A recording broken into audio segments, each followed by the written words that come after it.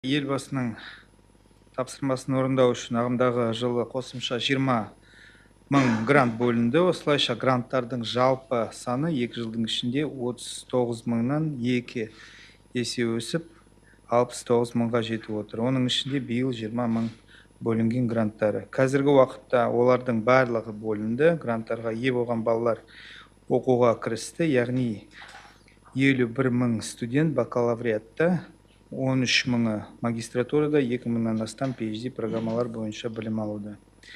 Гранттарға ие болғандардың жартысы, яғни 34 мыңнан астам студент техникалық мамандықтар бойынша білім алып жатыр. Олардың көпшілігі ақпараттық коммуникациялық технологиялар, киберқауіпсіздік, радиотехника және электроника бағытында оқиды.